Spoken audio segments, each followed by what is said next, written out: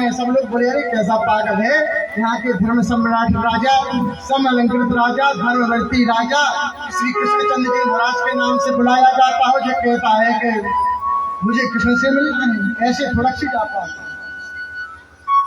आखिरकार में कन्हैया के दरवाजे पर हमारे बाबा पहुंच ही गए, द्वारपालों के सामने खड़े हो गए।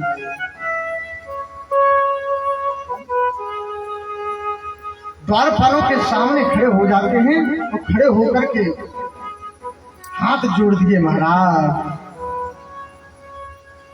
हमको कृष्णचंद्र से मिलना है, मुझे मिलवा दीजिए। आज अपना सारा परिचय देने के लिए तैयार हो गए सुदामा और कहते हैं मुझे कृष्ण से मिलवाओ।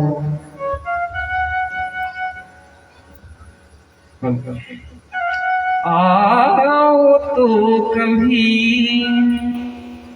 देखो तो जरा हम कैसे जिए तेरी खातिर। आओ सामने देखो तो जरा हम कैसे जिए तेरी खातिर। दिन रात छुपाए बैठे हैं, दिन रात जलाए बैठे हैं, नैनों के दिए तेरी खातिर। आओ तो कभी देखो तो जरा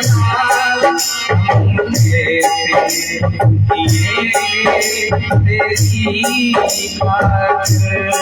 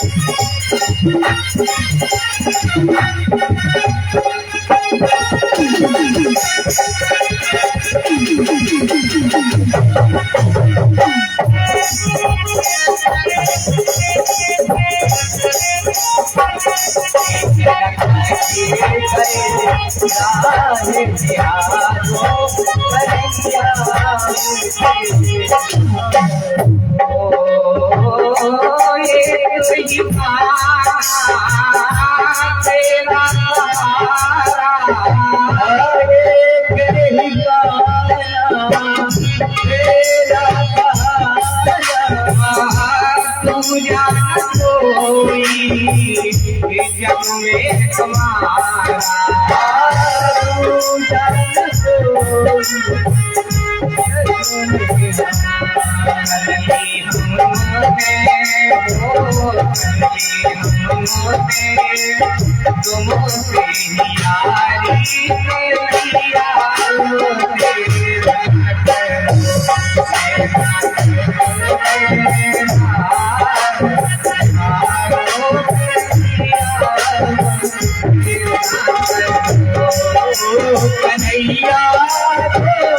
देवी ना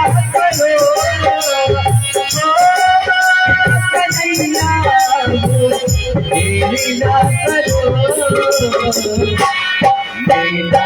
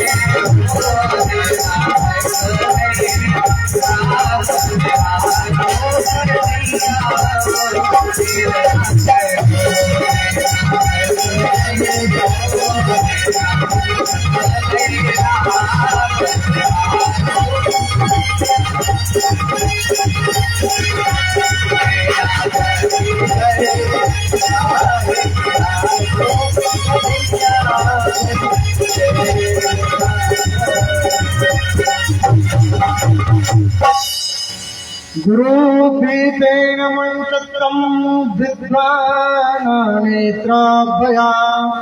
आज द्वारपालों ने पूछ दिया, महाराज कौन हो तुम जो कन्हैया को पुकार रहे हो? मैं जानना चाहता हूँ। आज कन्हैया से, आज द्वारपालों से श्री सुदामा जी यही कहते हैं, अरे द्वारपालों कन्हैया से कह दो मिलने सुदामा गरीब आ गया है। आज भगवान कृष्ण से मिलना चाहता है। आज समय बना राजन, आज अपना परिचय देते हैं। शीश पका न जगा तन पे। महाराज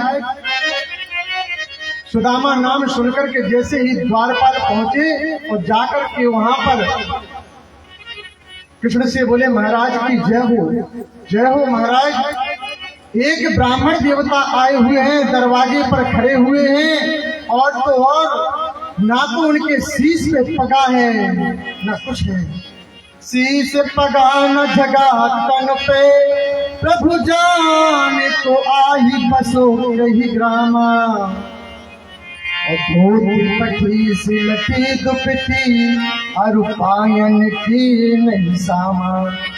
द्वार खड़ो एक दुर्बल, लहो जग सो वसुधाय अभिरामा। और पूछत दीन दयाल को नाम, बतावत आपने नाम सुदामा।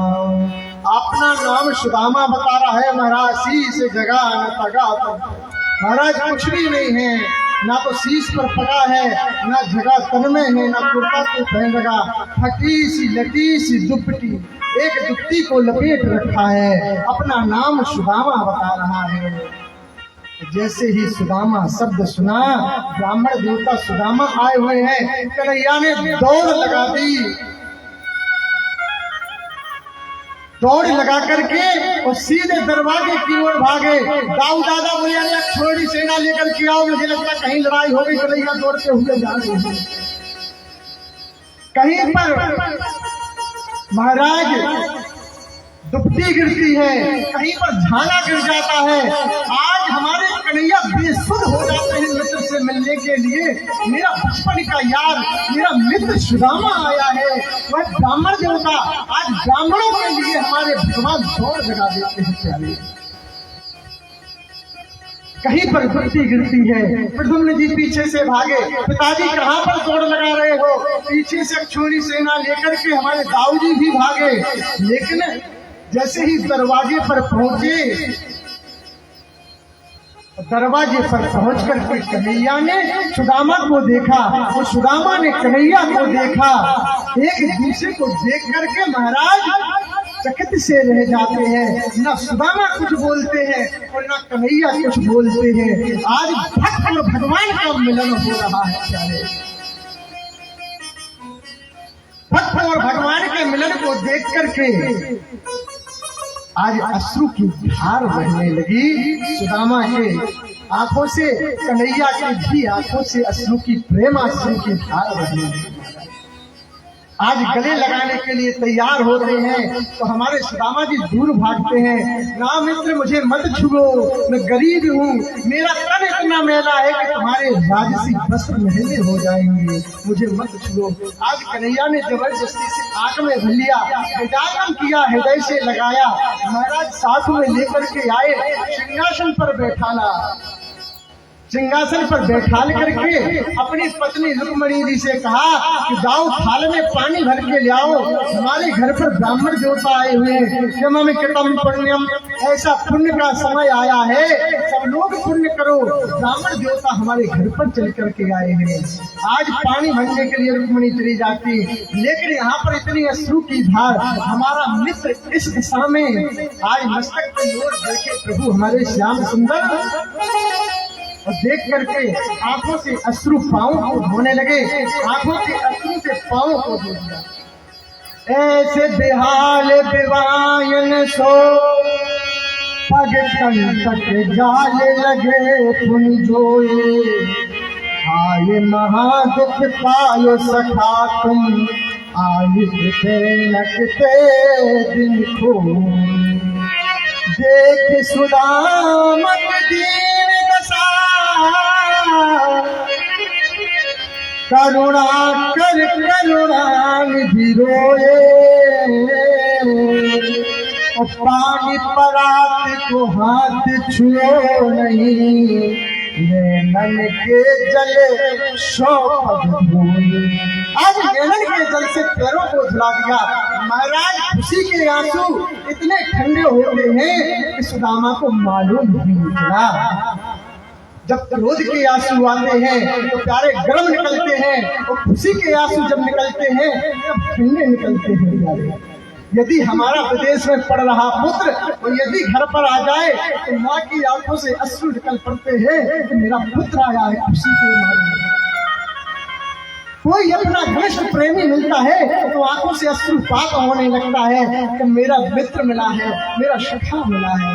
वह प्रेम के अश्रु होते हैं जो ठंडे होते हैं प्यारे, और क्रोध के अश्रु गर्म होते हैं। आज जैसे ही पांवों के कांटों को निकाला कन्हैया ने, महाराज कोई वस्तु नहीं मिली तो अपने दांतों से ही कन्हैया ने आज सुदामा के पैरों को स्पर्श किया। आज सुदामा कहते कन्हैया तुम इतना धर्म सम्राट राजा, तेरे तूने मुझे एक तो सिंहासन पर बिठा रखा है, उससे मैं बहुत मना कर रहा था सिंहासन पर मत बैठाओ, सिंहासन पर बैठा दिया। वो आज अपने मुंह से मेरे पैरों के कांटे भी निकाल रहा है। आज कन्हैया कहने लगे कि मेरा भक्त आया है और मैं भक्त के चरणों की रज को पान ना करूं, वो अभागा ब्रह्म होगा कोई जो अपने भक्त को भक्त नहीं समझेगा, जो भक्त अपने भगवान को भगवान नहीं समझेगा। आज समय बना राजन सुंदर तरीका से बैठाला गया। रुक्मणी जी जल लेकर के आई तो रुक्मणी से भी कहा गया कि ब्राह्मण देवता आए इनके पैर पखारो। इन्होंने भी पैर पखारे, जामवती ने भी, सबने पैर पखारे। आगे चल करके और जैसे ही सुंदर स्नान करवाए गए, स्नान के लिए समय बना। महाराज कहा कि देवी तुम लोग मिलकर के ब्राह्मण देवता को स्नान करवाओ। आज कन्हैया ने आदेश दे दिया, सुंदर श्रवण की इस चौकी पर बैठाना कन्हैया ने, लेकर धोती फटी सी पहने रहे। आज अपनी साफी को निकाला कर सुदामा जी ने पोटली को लपेट करके रख दिया, पोटली को लपेट करके रख दिया, और कन्हैया ने सोने की चौकी पर बैठा करके और सुदामा जी के स्नान करवाते जा रहे हैं। महाराज रुक्मणी जी आई सो एक कलसिया जलदार, सतभामाई एक कलसिया डार। महाराज धीरे धीरे रानियों की लाइन लगी, 100, 200 लोटा, 300 लोटा, 400 लोटा, 1000, 2000, 3000, 4000। बाबा की दद्दी किटकिटान लगी। अब एक आधा तो चल जाए भाई, सबको पूर्ण ले लो, सब जन सबको। और एक स्वयं होती कि माता जी अगर कोई भी स्त्री कुछ काम कर दे, अगर देख ले कि ठाकुर जी के मुंह में प्रसाद लगो, तो गांव भरी की स्त्री जो सब ठाकुर जी के मुंह में ठोस। हाँ, स्वयं होती है वो स्त्री होती है, फिर नहीं मान सकती ये काऊ की चाहे हम क्या सेरा भर चिट्ठियां मातन के मुंह में काहे न लग जाए। महाराज धीरे धीरे 1000, 2000 से सप्तनी करती, हम तो भैया ठार हैं, ब्राह्मण देवता हैं, आशीर्वाद ले हैं, सब लोग घाट देंगे। आखिरकार में दत्ती किटकिटान लगी। कन्हैया ने मना किया कि चलो रहने दो, कोई बात नहीं, एक बहुत है। आज बाबा का सुंदर श्रृंगार किया गया, सुदामा जी का सुंदर उनको धोती पहनाई गई। बाबा ने अपनी पोटली उठाई, चावल की काट में डाली, सिंहासन पर बैठ जाते हैं। आज समय बना राजन। कन्हैया ने पूछा, अरे सुदामा तुमको वो याद है जब अपन दोनों लोग लकड़ी लेने गए? अरे भैया तू पागल है गो का, तुम भगवान के आगे मेरी बेइज्जती करवाओगे का? अरे खाई की बहुए जब मित्र मित्र हो जावे तो एक दूसरे की भाभी लगवे। अच्छा मित्र एक बात बताओ, तुम्हारा विवाह हुआ है कि नहीं हुआ है? तुम्हारा विवाह हुआ कि नहीं हुआ है? एक बात। सुदामा जी बोले, हाँ भैया, नहीं माने थे पिताजी, उन्होंने कहा कि विवाह तो करना ही पड़ेगा, तो हमारा एक विवाह हो गया था। सुशीला नाम है तुम्हारी भाभी का। आहा, जैसे सुना तुम्हारे भाभी ने कुछ भेजा होगा मेरे लिए, भेंट तो भेजी ही होगी, बिना भेंट के भाभी ने मुझे भेजा ही नहीं होगा। लेकिन भैया एक बात है कि भेंट तो भेजी होगी, लेकिन तुमने मुझे बारात में क्यों नहीं बुलाया? और कन्हैया तू बता तेरी शादी? हाँ बोले हमारी तो बहुत सारी शादी हुई है। अच्छा बोले हाँ हाँ। तो बोले भैया तूने हमें एक आदमी में बुला लिया हो, एक आदमी में बुला लेते तुम हमें, तो हम तुम्हें एक में तो बुलाई। जब तुमने नहीं बुलाया तो हमने नहीं बुलाया। चलो भैया उन बातों को छोड़ो, भाभी ने कुछ भेजा है मेरे लिए भेंट के लिए। आज मन ही मन देखते हैं, जहाँ पर मस्तक पर 6 श्री लिखा था, जहाँ लक्ष्मी की हानि लिखा हुआ था मस्तक पर सुदामा के, वहाँ पर श्री यक्षश्री लिख दिया। श्री 6 की जगह यक्षश्री। तो महाराज यक्ष की भी संपदा आकर के उस सुदामा के घर में देख करके जैसे ही गरीबी को दूर किया। आज कृष्ण ने सुदामा को कोई बात मालूम नहीं चलती, लेकिन वो भावना भाभी की याद आ गई। भाभी ने कहा था कि एक माख 2 पक्षों में, हे गोपालू, एक मास 2 पक्षों में और 2 एकादशी हो, लेकिन मेरे घर भोपाल जू नित्य एकादशी हो। इतनी गरीबी है हमारे यहाँ पर, नित्य एकादशी बनाई जाती है। आज कन्हैया ने कहा भाभी की चिंता मत कर। आज सुदामा के बातें में पढ़ते पढ़ते देखिए, मन ही मन आज भाभी से बात हो रही है, सुशीला से बात कर रहे हैं कन्हैया। भाभी की चिंता मत कर, एक मास 2 पक्ष में 2 एकादशी होए, लेकिन भाभी तेरे घर में भाभी नित्य द्वादशी हो। तेरे घर में आज से नित्य द्वादशी बनेगी, खूब खाने के लिए रहेगा। कन्हैया बोले देखो बाबा, सुदामा जी मेरे लिए भाभी ने कुछ ना कुछ तो भेंट भेजा है, मैं जरूर लेकर रहूंगा। कन्हैया से सुदामा जी बोले कुछ ना है, भेजो बिल्कुल। अब सुदामा जी इस चक्कर में इसने कुछ दिया और ना दिया तो रास्ता में वापसी में खा तो लेंगे चावल, नहीं तो भूखे ही रहे। तो अपनी काख में डाले, बोले बाबा अरे सुदामा एक बात बताओ मित्र, तुम्हारी काख में क्या हो गया है, कोई फोड़ा फुंसी हो गई है क्या? सुदामा जी कहते कुछ नहीं हुआ है मेरे, कुछ नहीं हुआ है मेरे, कुछ नहीं हुआ है। आज कन्हैया ने पोटली को जबरदस्ती छीन करके हाथ को उठाया महाराज, हाथ को उठाते ही और कांच से वो पोटली गिरी और गिर करके धरती पर छर उड़ गई और महाराज सारे में वो चावल फर्श पर धरती में बिखर गए। हमारे कन्हैया ने बटोले, एक मुट्ठी चावल मुख में दिए महाराज, एक लोग की संपदा दे दी, दूसरे लोग की संपदा देने के लिए तैयार हो गए, दूसरी मुट्ठी लेकर के वो भी मुख में पान किया और दूसरे लोग की संपदा दे दी और जैसे तीसरे की देने के लिए तैयार हुए, रुक्मणी जी आ गई, गाय बोले बिल्कुल भूरे ही बैठने का है, जैसे भोले बाबा बैठे बेचाट भूरे पे बिल्कुल ऐसे ही बैठ लिया दबदम तुम थोड़ो प्रसाद हम लोगन के ताई छोड़ दो, हम लोग एक ही एक दाना बांट लो। अब जेब 16,108 में एक मुट्ठी चावल। आज समय बना, रुक्मणी जी ले जाती हैं ब्राह्मण देवता का प्रसाद, ये सबने मिल बांट करके और उस प्रसाद को पाया और महाराज ये छत्री बना दिया सुदामा को। लेकिन आज सुदामा जी अपनी उसी अवस्था में बैठे हुए, बढ़िया सुंदर थाल सजाया, किम बाकेन पुण्यनो भोजनस्य थाल हुई, थाल को सजा करके पवाया, सुंदर भोजन पाया कन्हैया के हाथों से सुदामा जी ने कहा भैया आप चलना चाहिए, देर किस बात की है, बहुत दिन हो गए, तुम्हारी भाभी भी इंतजार कर रही होगी। अब सुदामा ने सोचा कि जाएंगे तब देगा ये, कुछ ना कुछ तो विदाई करेगा ब्राह्मण। महाराज समय बना, जैसे जाने के लिए तैयार हुए तो बोले महाराज एक बात और है, हम चाहते हैं कि हमारी पत्नियों को आशीर्वाद और दीजिएगा। अरे रुक्मणी महाराज जी जा रहे हैं, हमारे मित्र जा रहे हैं, इनका आशीर्वाद ले लो। सभी ने लाइन लगाई और लाइन लगा करके आ गए, महाराज मेरा नाम रुक्मणी है, मेरा प्रणाम स्वीकार करो।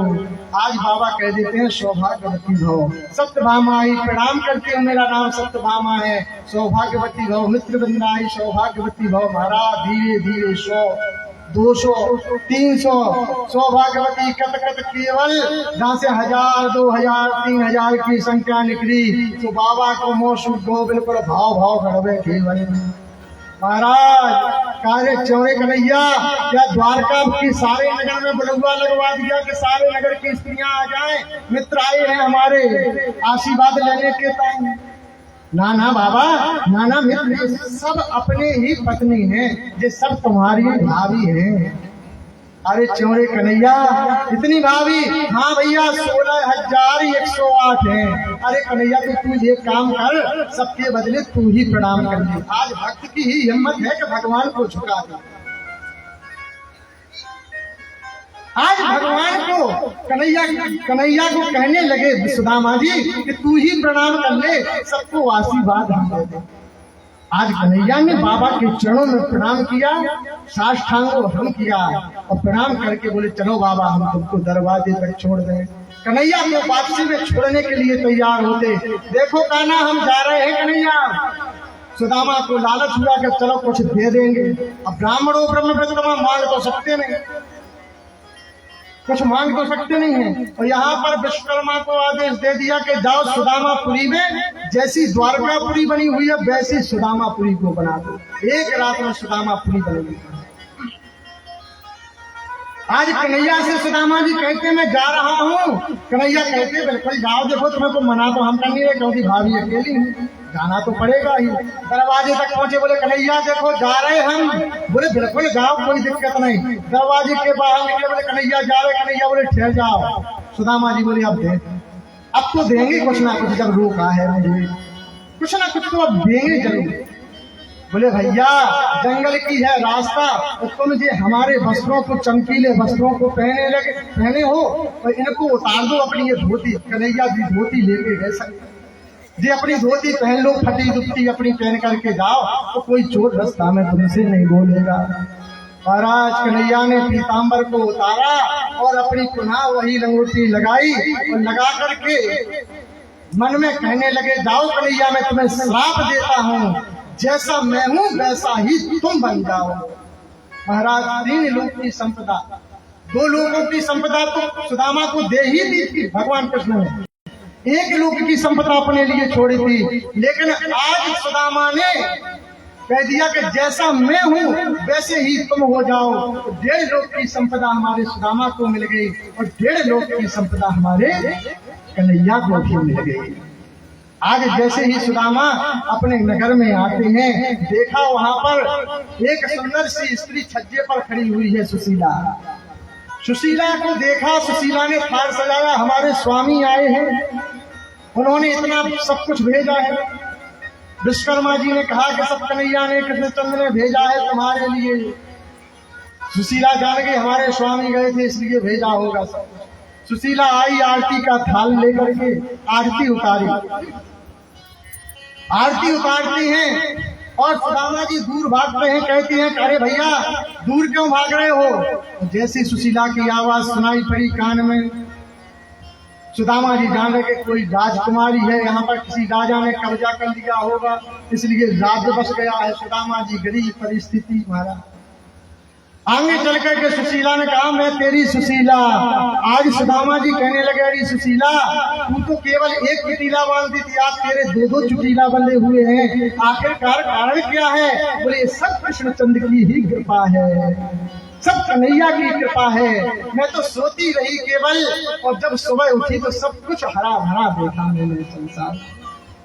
ऐसा देख करके सुदामा ने कहा, सुशीला जो कुछ दिया है केवल कृष्ण ने तुम्हें दिया है, तुम ही इन महलों में रहो, हम तो केवल भगवान का भजन करेंगे अपनी कुटिया में रह करके। आज सुदामा जी 10वें स्कंद का पाठ करके, भागवत भगवान का पाठ करके परम धाम को, भगवान के धाम को प्राप्त किए। महाराज आज श्री शुक्राचार्य जी कहते हैं, हे परीक्षित अब आप बताइए कि तुम्हें कोई शंका रह गई है? सत्य में तक्षके हैं।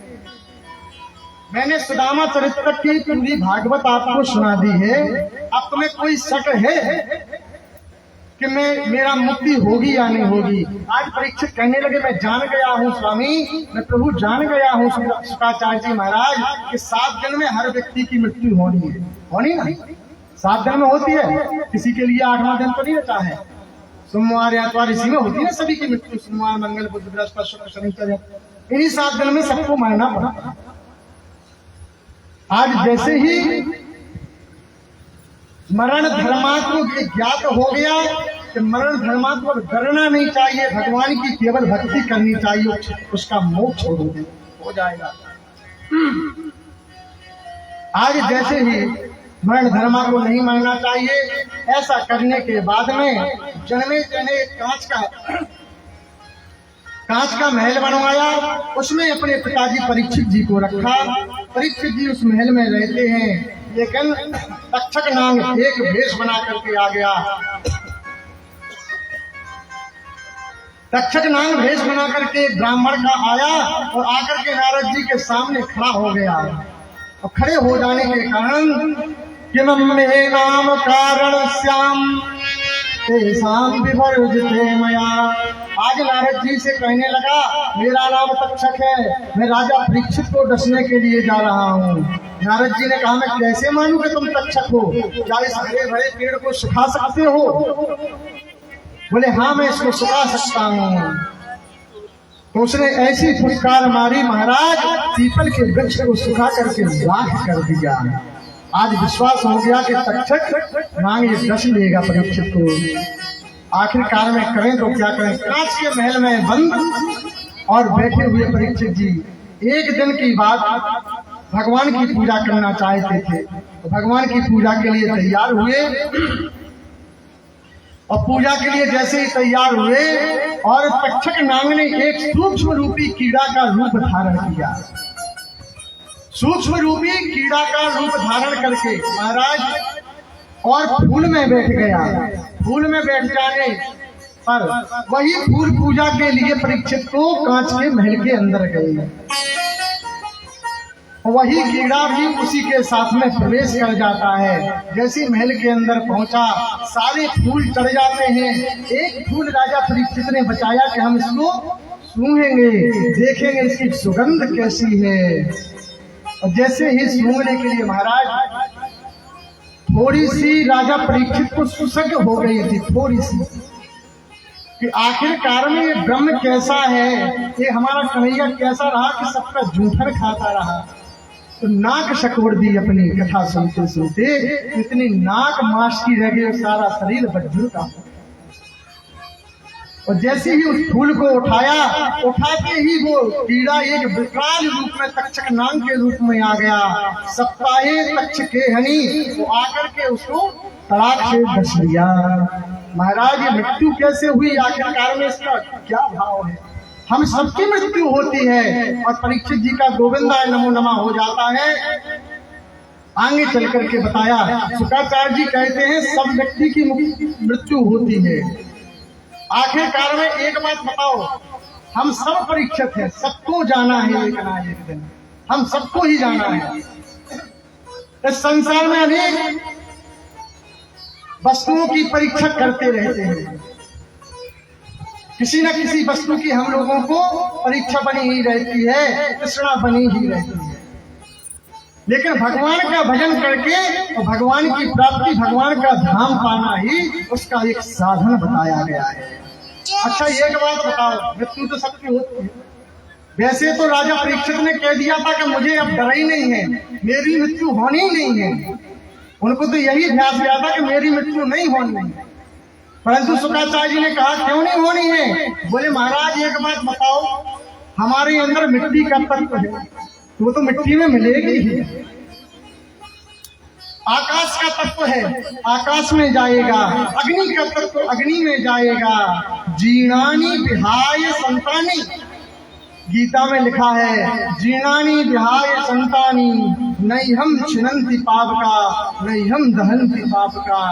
ये देह ऐसी है महाराज, जब हमारे जो वस्त्र पहनते हैं वो जीर्ण हो जाते हैं तो हम इनको बदल लेते हैं, दूसरे नवीन वस्त्रों को धारण करते हैं। उसी प्रकार से हमारी जीवात्मा भी इस वस्त्रों को त्याग करके शरीर रूपी वस्त्र को और दूसरी आत्मा, दूसरे शरीर को धारण कर लेती है।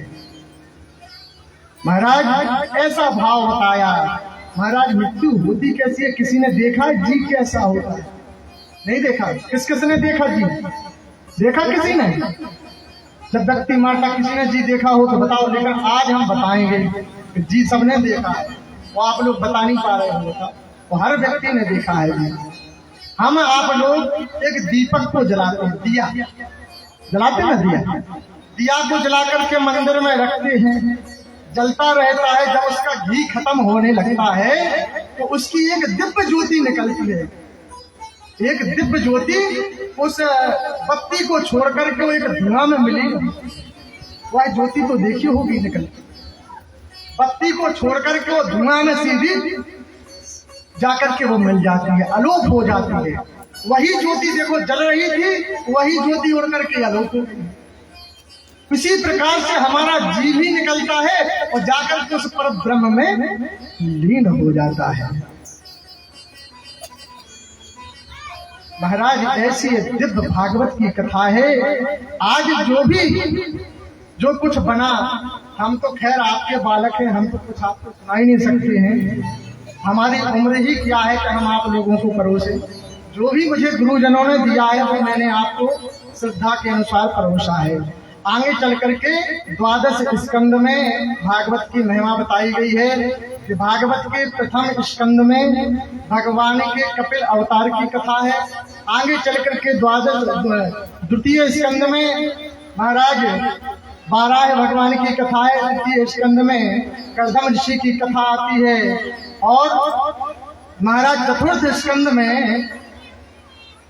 स्कंद में नरसिंह भगवान की कथा आती है और पंचम स्कंद में जड़भरत की कथा। महाराज ये संपूर्ण भागवत है। संपूर्ण भागवत का एक सार अंश बताने के लिए जा रहा हूं मैं। पंचम स्कंद में जड़भरत की कथा आती है।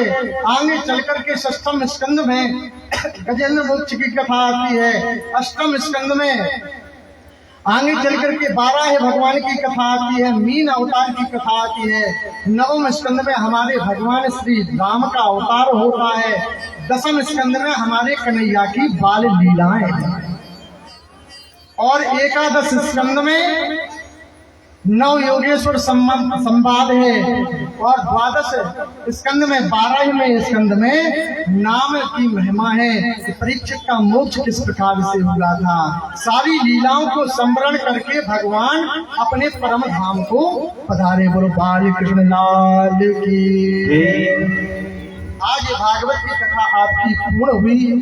इति श्रीमद् भागवती वार्ता द्वादश स्कंदो श्री राधा कृष्ण चरणार्पणमस्तु चरणार्पणमस्तु। बोलो भागवत भगवान की जय। आइए अंतिम श्लोक को हम बोलेंगे, सभी लोग बड़े भाव के साथ बोले हमारे साथ में। नाम संकीर्तनं यस्य नाम संकीर्तनं यस्य सर्व पाप प्रणाशनम् सर्वपाप प्रणाशनम् प्रणामो दुःख शमनस्तम् दुःखशमनम् तं नमामि हरिं परम् तं नमामि हरिं तं नमामि हरिं परम्। तं नमामि हरिं परम्। अंत में केवल कुछ नहीं बचता है, केवल एक ही सहारा रह जाता है। यही श्लोक कह रहा है कि तम नमामि हरिं परम। यदि चाहते हो तुम कल्याण मोक्ष चाहते हो तो केवल भगवान का नाम ही कल्याण कारक है। कलिजुग केवल हरि गुण गाहा सुमर सुमर कलियुग केवली रानी गुणगान सुमर सुमर कलिजुग केवल हरि गुण गाहा सुमर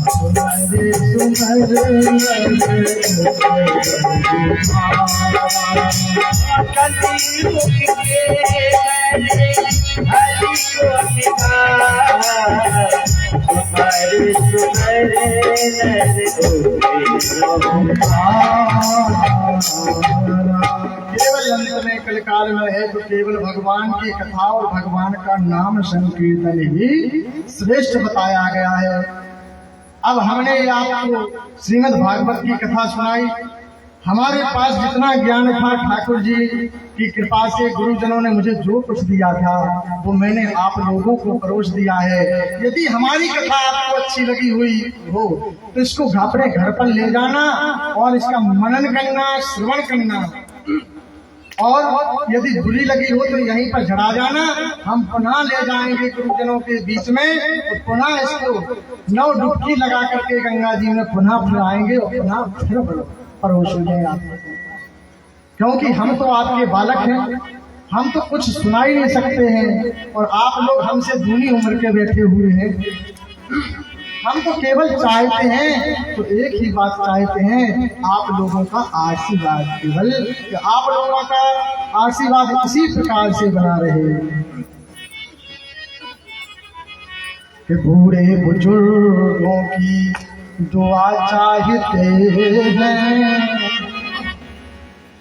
अरे बूढ़े बुजुर्गों की दुआ चाहते हैं, कोई भूल हमसे क्षमा चाहते हैं।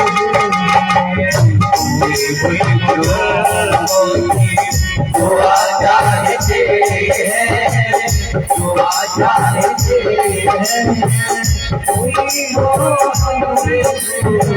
दुआ चाहते हैं,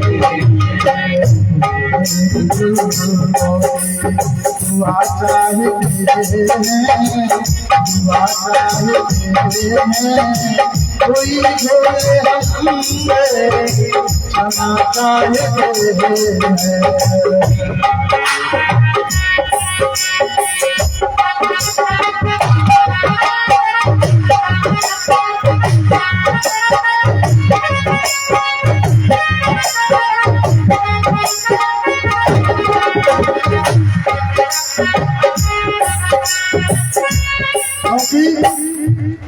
यही कहेंगे कि हम आपके बालक हैं।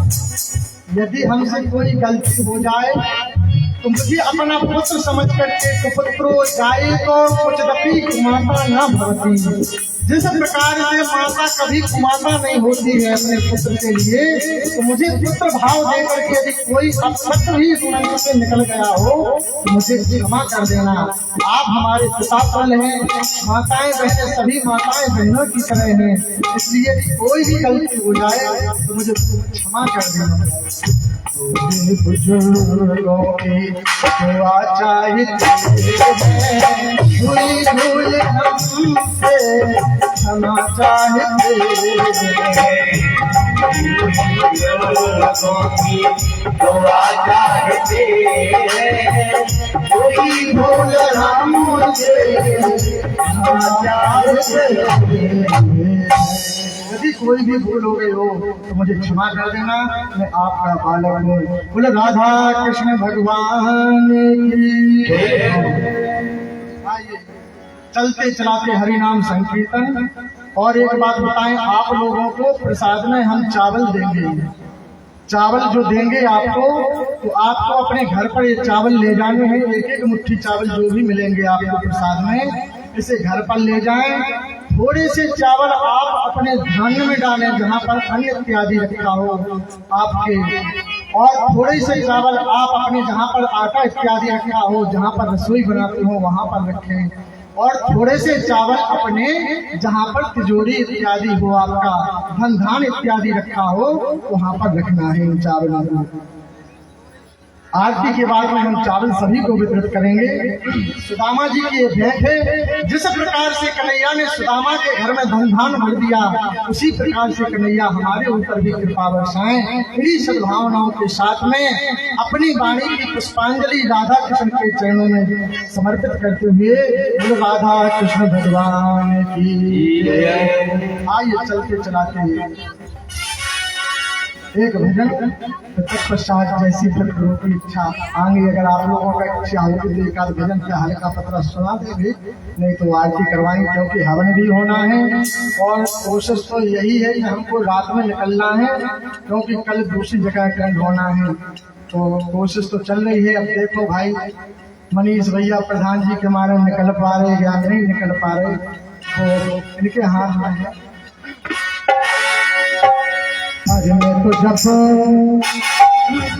मैं तो जपो सदा तेरा नाम, दयालु दया करो। जपो सदा तेरा नाम, दयालु दया करो। जपो सदा तेरा नाम, दयालु दया करो। दयालु दया करो। दयालु कृपा करो। दयालु कृपा करो। मैं तो जपो सदा तेरा दया करो। जपो सदा तेरा नाम, दयालु दया करो।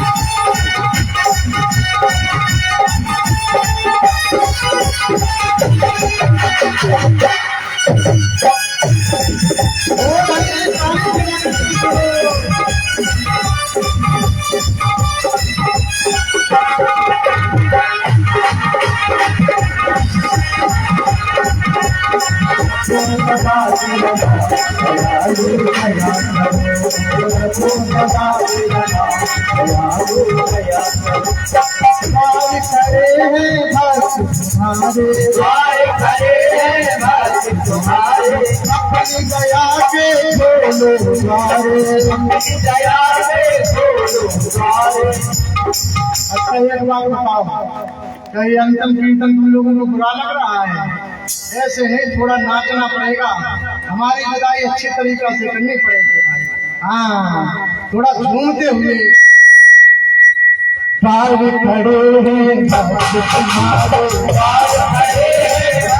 तुम्हारे, अपनी दया के खोलो द्वारे, अपनी दया के खोलो द्वारे, भक्त बनल श्रीरा दयालु दया करो, बनल श्रीरा दयालु दया करो। राधे राधे, और राधा रानी की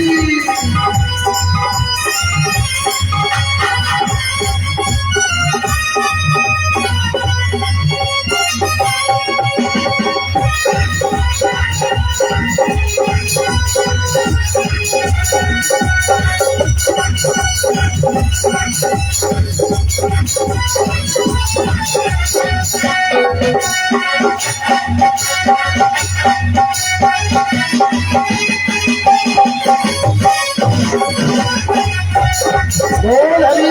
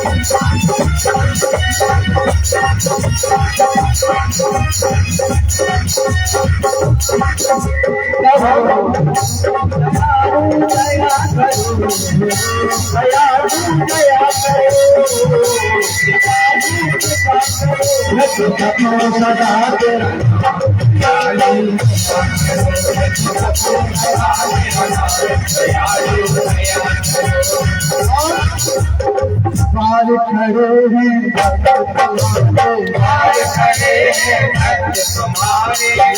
दया के खोलो द्वारे, अपनी दया के खोलो द्वारे, अपनी दया के खोलो द्वारे, अपनी दया के खोलो द्वारे, भक्त बनल प्रभुआ दयालु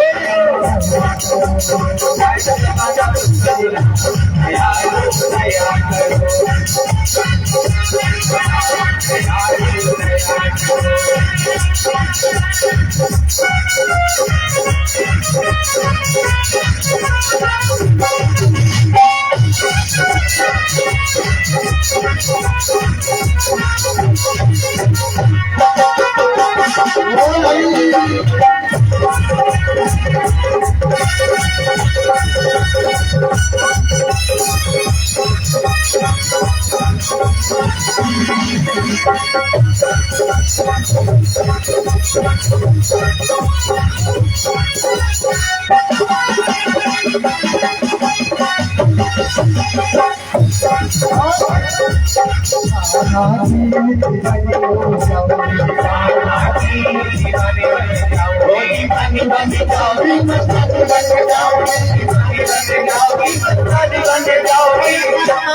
खाना का दीवाना कौन कौन होना चाहता है? बात पहुंच रहा है, ताली बजा के सुन लो, सब लोग खड़े हो जाओ, सब लोग खड़े हो सके घूमेंगे सब लोग।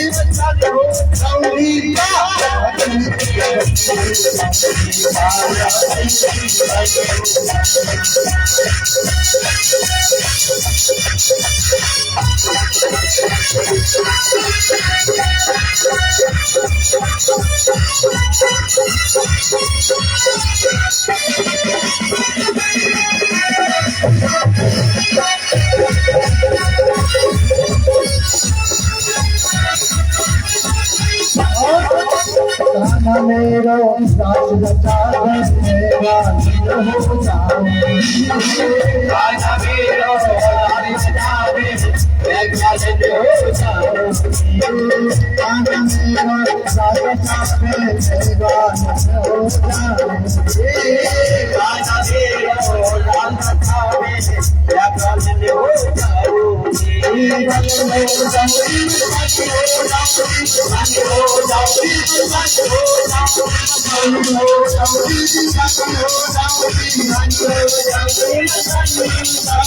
राजा मेरो सास बचा मेरा हो जाऊं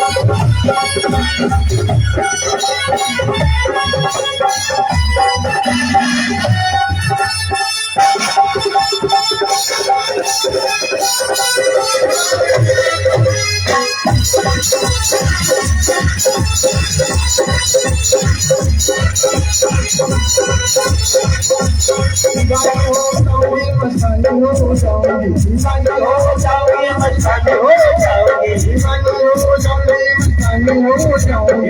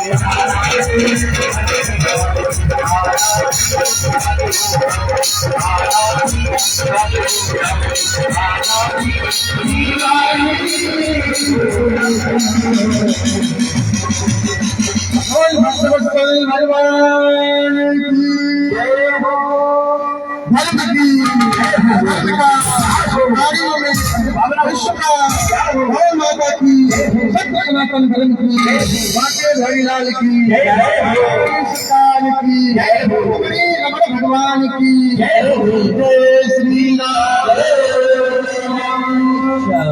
सभी लोग आरती करेंगे और प्रसाद आरती को लेकर के ही जाएंगे बिना उसके जाएंगे।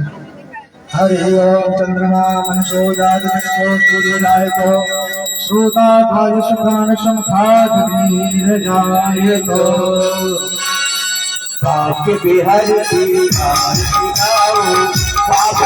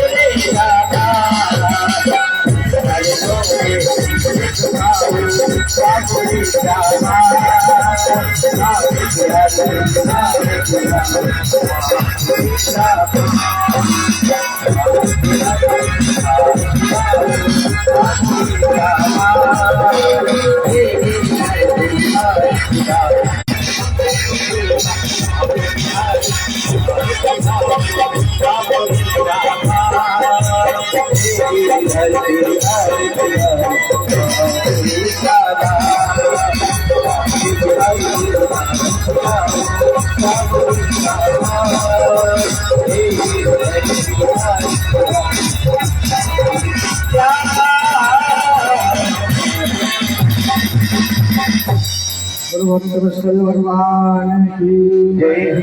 सभी लोग अपने अपने स्थान पर बैठ जाएं और आरती को ही लेकर के सब लोग प्रसाद को लेकर के जाएंगे। बिना प्रसाद को आरती में कोई नहीं